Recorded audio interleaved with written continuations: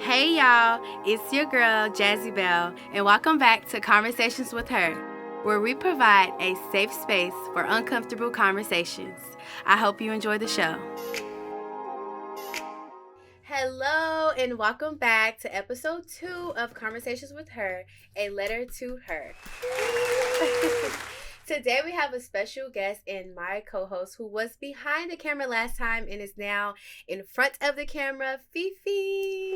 Hi guys, yes, it's Fifi. I had the privilege of putting Jazz in the hot seat in the last episode. We'll be doing that again today, so stay tuned for that. But yeah, I'm really happy to be here. Thanks for having me. Oh, of course. Thanks for being here. Can you tell everybody just a little about yourself? Like, well, who's Fifi? Fifi is reserved, quiet. Fifi likes to stay at home.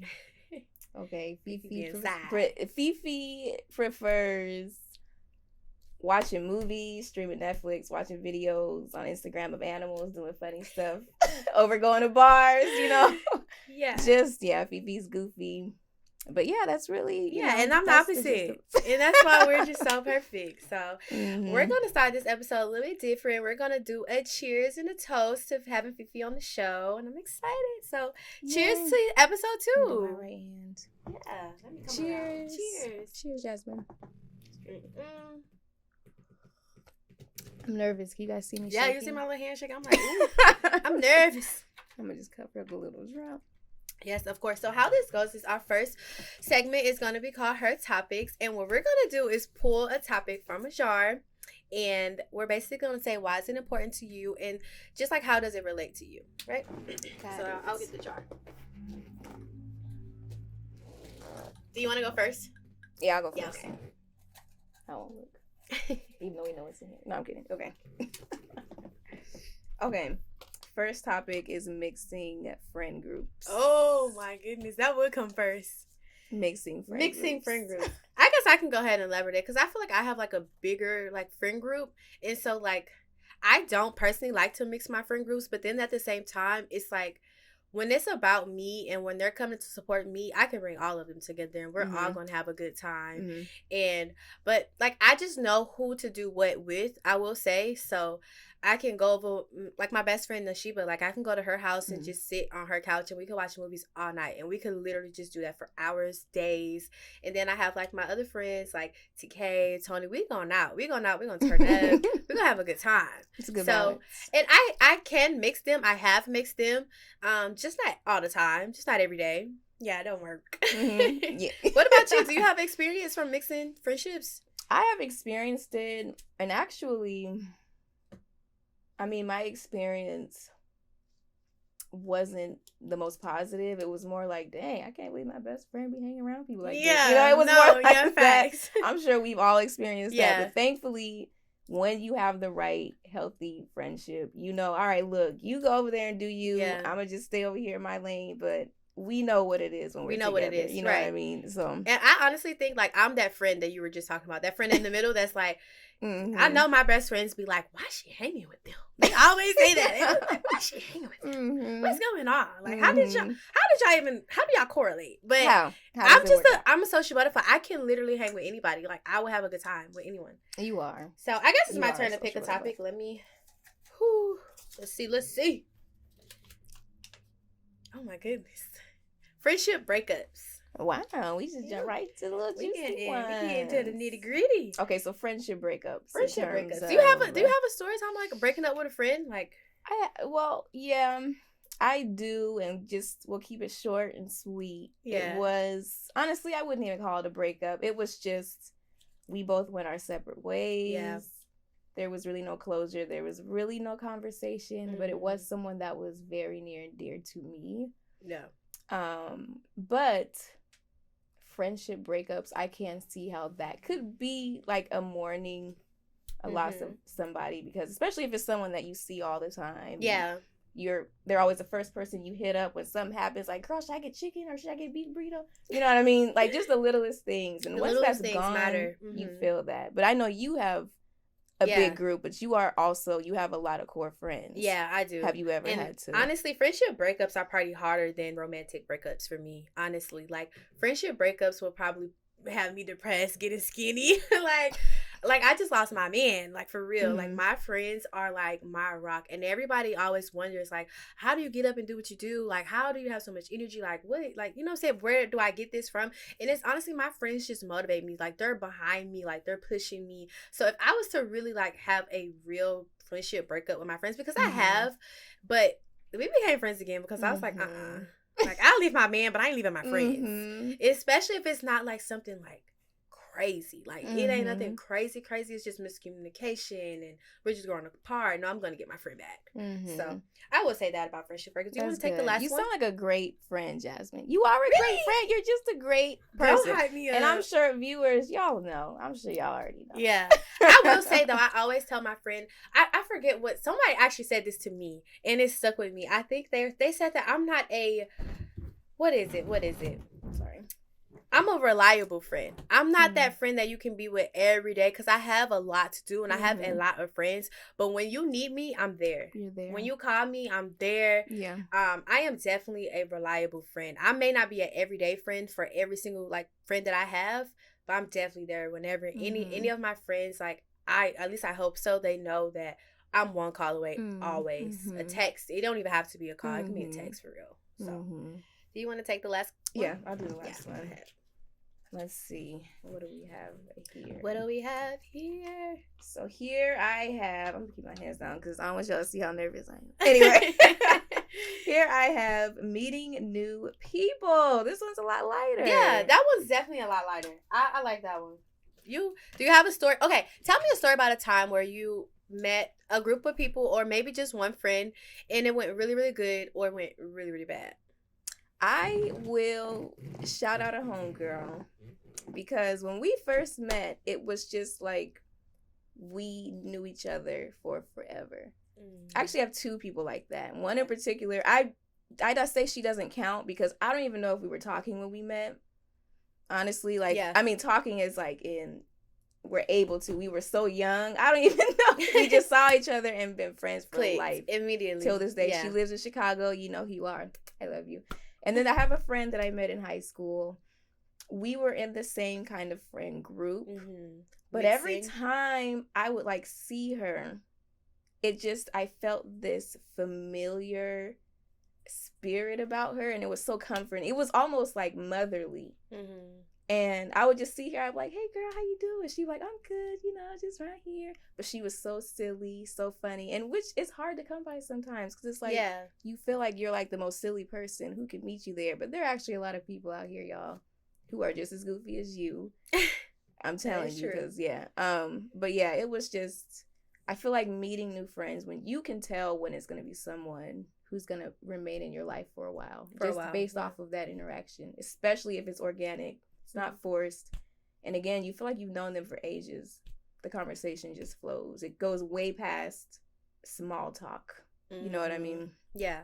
So I guess I can like shed light on a time where it went really, really bad for me, but it also went really, really good. So like I met my best friend and I think we were in either basic training boot camp or AIT. I think we were in AIT actually. We could not stand each other. Like, oh my goodness. Everything about her. I thought she was just this snobby Caribbean girl. She thought I was this snobby American girl. She was loud. I was loud. We did not mix at all.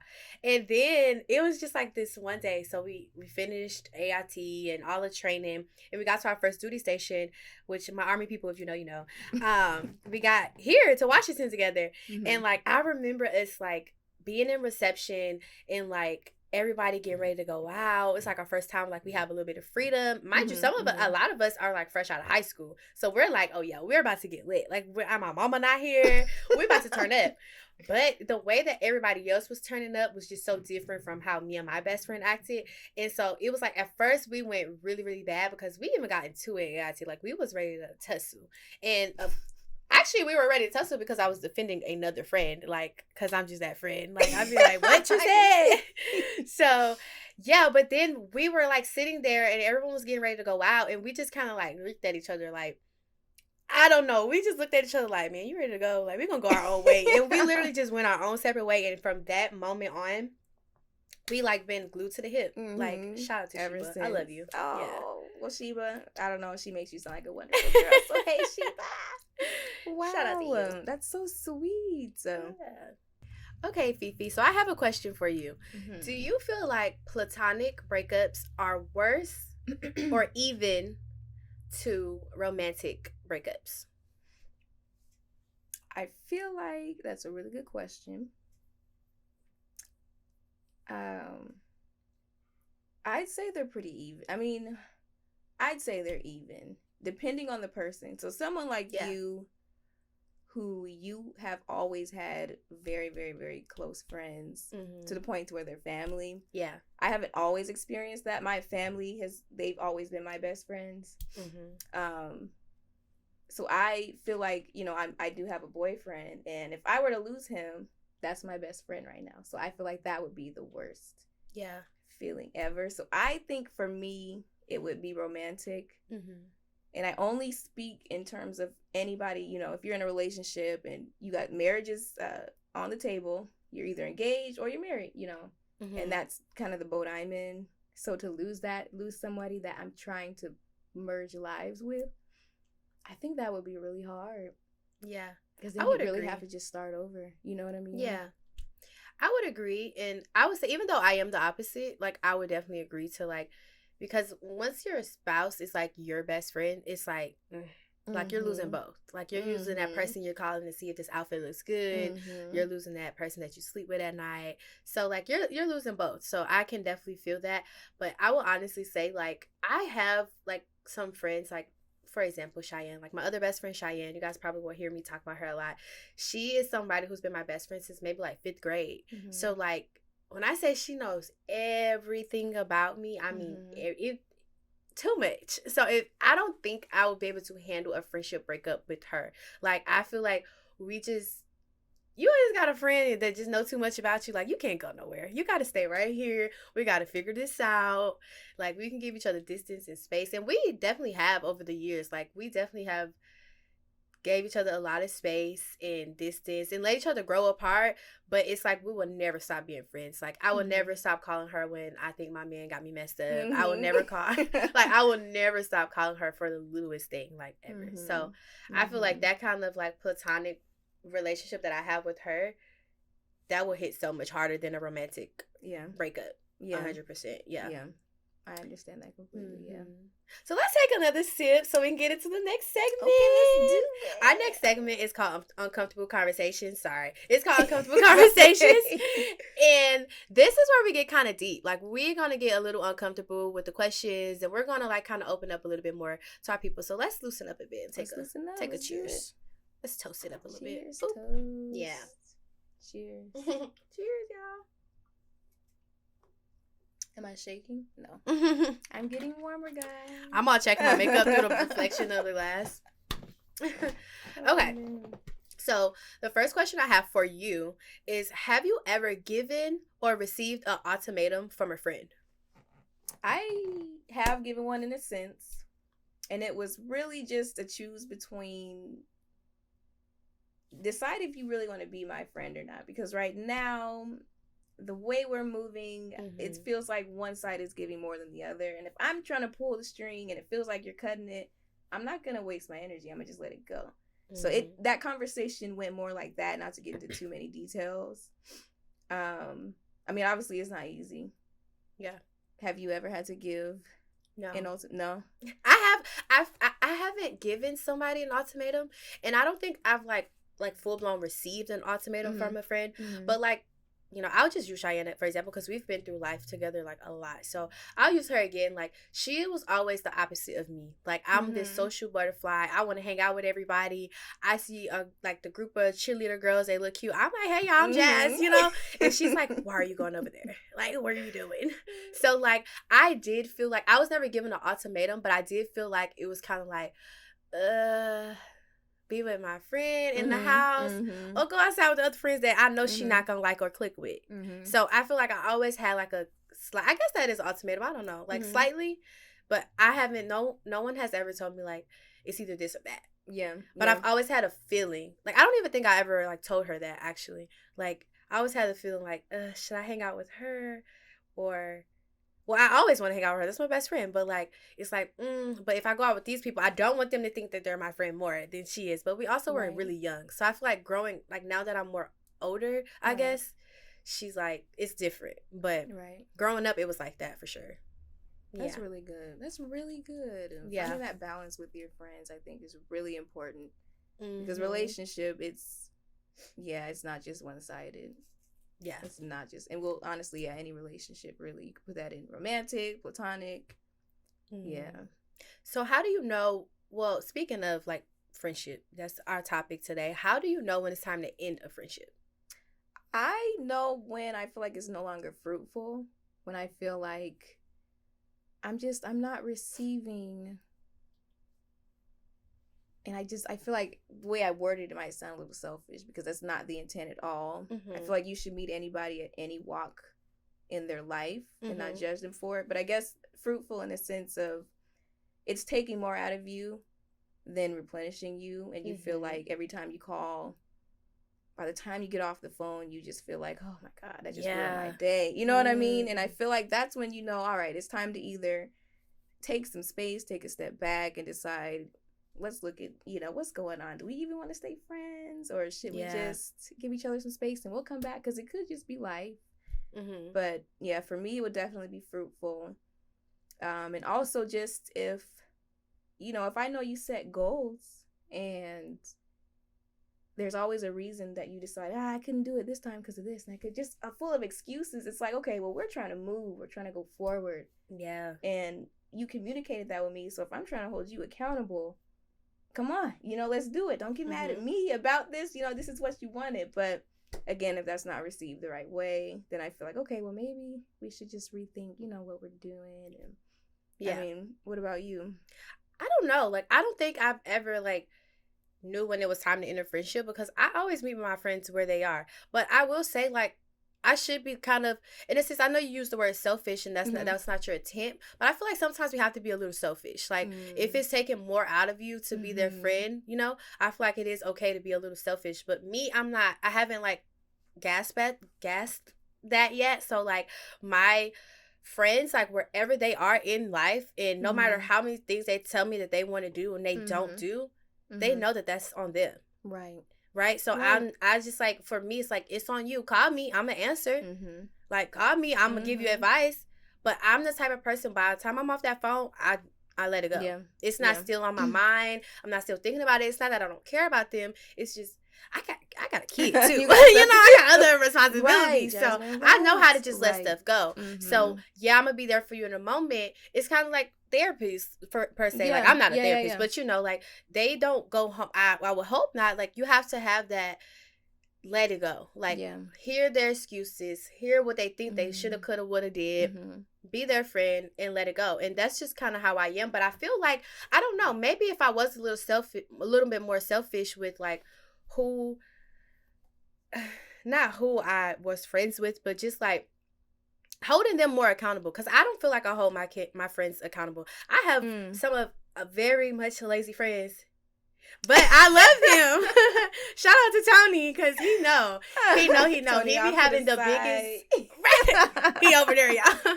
He be having the biggest dreams and aspirations. He wants to model. He want to act. It's something new every day, but it's always in that same thing. And I was telling him and I was so mad when he left Washington, because I was stay here. Don't go. Just stay with me. We can do something together. You could be my HR rep. I just knew that we could figure something out together. He was no, I'm going to go to LA and model and do this and do that. And then he went to LA and got a dog and stay home with his dog and love his dog. Shout out to SJ. So, but I meet my friends with that. Nothing about that makes me feel any type of way, because one thing my friend gonna do is fly from LA to here and always support me on any business endeavor, personal, whatever it is. He's the first one there, being my biggest cheerleader. Without a doubt. And speaking of which, Tony is in here, and Tony been here since the jump when we were painting and remodeling. Yeah, Tony's gonna always this be here. Girl. So yeah, I see that. We all need a Tony. We all need a Tony. So actually, with that being said, I'm curious. So with your relationship with Tony, Tony is a man. Yes. Do you think your do you think your husband, in the future, when you get settled down with somebody, do you think that might be a problem, having such a close male friend in your life with your husband? I don't know. I would say that I would say it would be bittersweet. Right? I would say it'd be bittersweet because my friends don't play about me. Like, he don't play about me. He will tussle anybody about me. But, however, he not gonna play with me either. With me. He not gonna play with me. So if I think I'm gonna be out here and I gotta make, it don't matter if I've been dating a guy for 2 weeks. I'm not finna be outside looking crazy. I'm not about to be, ain't nobody about to be hollering at me. He gonna be like, this mine. She with me. Like, he might call my man and tell on me type thing. So I will say, it might be bittersweet. I feel like at the end of it all, like, I feel like my husband, the guy that I really settled down with, will be grateful for my relationship with Tony. Because it's a lot of things that he's taught me as far as, like, respecting a man in general. Like, you can't just be out here talking crazy or doing things and, you know, moving a certain way if you don't want it done to you. And he really, like, holds me accountable to that. So I feel like my husband will be pretty okay with our relationship. Yeah. You have to be at that point. You see, obviously, your girl got a healthy friend who got your back, too. Yeah. Let them stay in the picture. We got each other back. I full flex. Yeah. And I think anybody coming in, if they can understand that dynamic, they wouldn't try to make you choose or split you up. You know what I mean?